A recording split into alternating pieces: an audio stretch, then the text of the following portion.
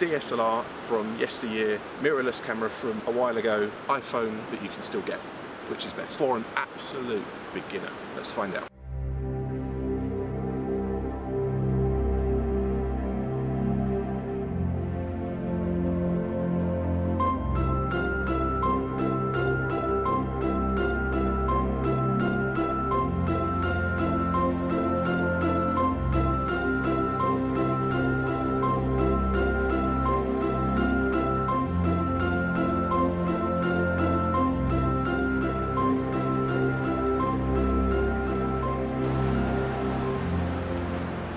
I've got a family member that's shown some interest in photography over the last couple of years, and at the same time I've moved on my camera, and I thought, well, wouldn't it be nice to just give her a whole camera setup? So I've got this camera which I really don't use anymore. I mean, it's a Canon 400D, but the point is that it was my first digital SLR. It's got a little bit of history behind it, and since then I've got some lenses, and that I upgraded the camera only a little bit, about 8 years ago, maybe 7 years ago, to the thing that you're viewing me on now. It's only a 600D, but it shoots video and this doesn't. So since I got that, this didn't really make sense anymore. Certainly not to carry them both around, because that's better than this in every way. But this is still a perfectly good camera. Is this such a blessing when you can get this? There's an obvious size difference. I think this is a Canon EOS M10, so although the camera was cheap, the lenses would be expensive, and I just don't know if someone who's starting out would buy their own lenses. But lenses for this are 10 a penny.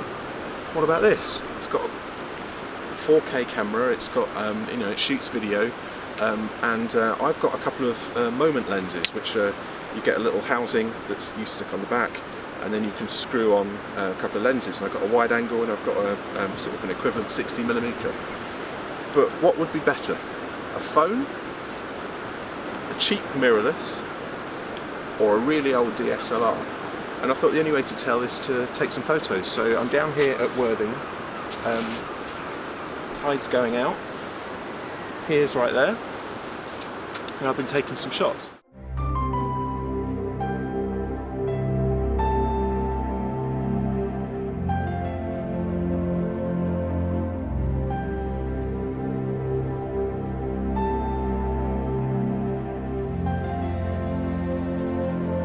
I've been shooting in RAW. In order to do that on the phone, I've had to get an app which I only downloaded this morning, called Halide, I don't know, Halide,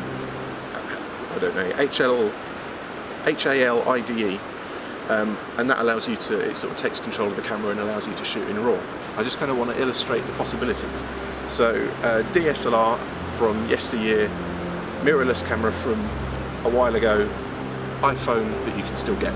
Which is best? For an absolute beginner. Let's find out.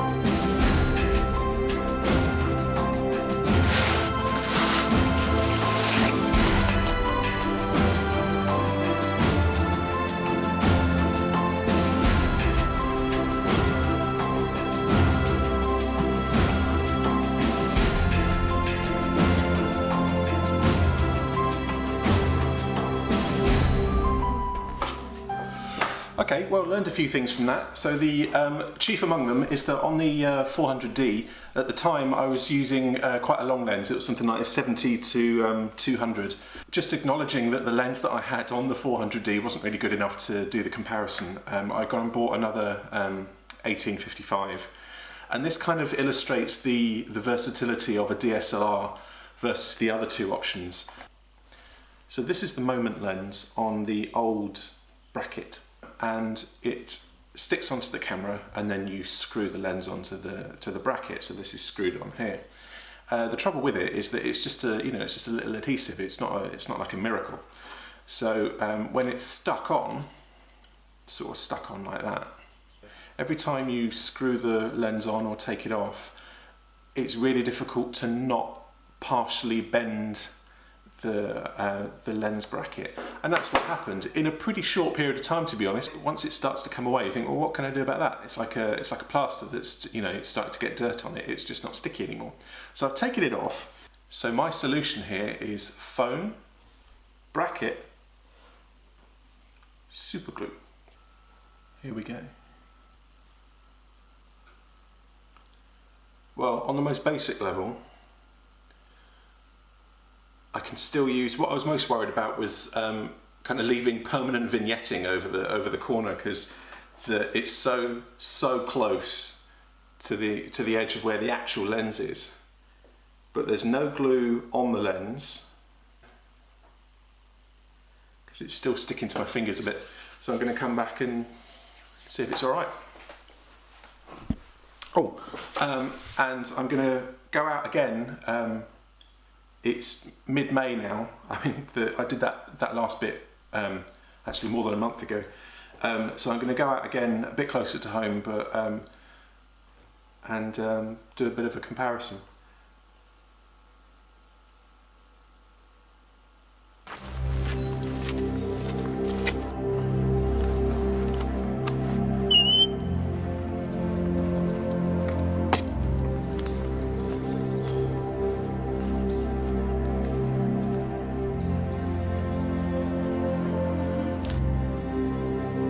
Set up a little while over there, but it took me so long to get set up, and the shot was so narrow that by the time I even put my backpack down, the sun had moved away.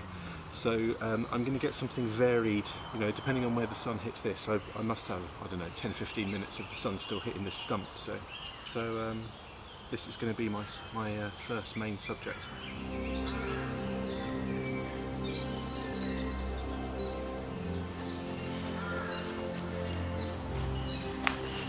Okay, just to remind you what's going on here, I've got my camera, which is a Canon M10 mirrorless camera, which is not spare. I've got my phone with some moment lenses, which is not spare. And I've noticed already that the super gluing that I did the other day is coming off. And I've got the Canon 400D, which is spare, but I'm not entirely sure if it's a benefit to give it away to someone or not. So what I really want to happen is for this to produce some great photos, and for these to be so problematic that you wouldn't want to use them again.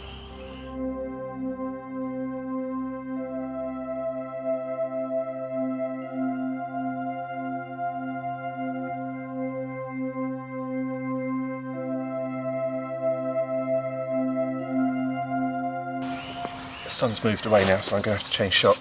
I guess what's most apparent straight away is that I am most familiar with the 400D. There's something about looking in the viewfinder to kind of see your shot that I find quite comforting and quite helpful. I mean, the phone's the phone. There's something about only being able to see the screen on here, because it's mirrorless and it doesn't have a viewfinder, that I find quite off-putting. And then this is okay.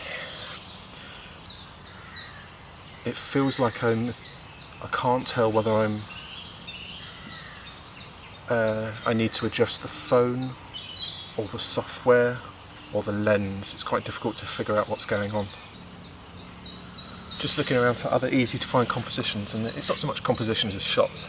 I've got the sun again coming through onto the stems of some, I would imagine they're going to be weeds, but at the moment they're just green stems, so I'm going to move over there.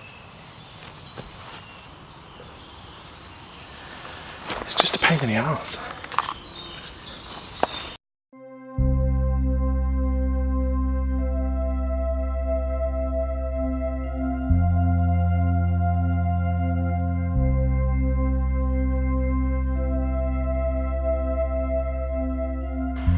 just been waiting for a couple of minutes with the M10 in my hand, waiting for a dog walker to go by, because I'm not confident enough to vlog with them walking past. And I think I've identified the issue with this, kind of why it works well as a vlogging camera, apart from the lack of mic. It feels quite odd to do everything at arm's length. I feel inclined to leave it on auto, just so I don't have to keep doing it, because otherwise I'm concentrating so much on the mechanics of the photo that I don't really see the photo, if you see what I mean. The thing about looking through the viewfinder, obviously, is that you've got everything at your thumb and your finger, so you can flick around and sort of change things to match. I think that's why I'm struggling with this. Okay, last shot. I think I'm going to see what the 3 cameras make of this. But what's difficult about it is that there's lots of other trees which are sort of blocking the field of view. So ideally you'd want to go a bit further back to get everything in, but you can't because there's a tree stump just there. There's one here. There's one here. There's one here. There's one here. This is a forest. I mean, it's incredibly bright up there, but it's dark over there.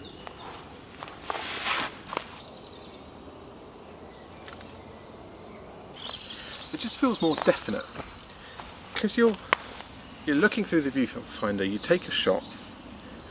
You have to process what the problem is. I feel like the 400D needs help. You need to tell it what to do. The M10 wants to help. It wants you to sort of figure out some of it on your own, but it's quite happy to take over some of it. I feel like the phone wants to do everything for you. As I said, this is for a family member that's shown some interest in photography, and I genuinely think this is the right choice, because if I give her this, although you can put it on automatic, that'll only take you so far. But if you put it on manual, it's exactly the same as any modern camera. So I think, although this is older by about a decade than either of the other 2 options, I think this will last to the longest. Yeah, I think that's job done.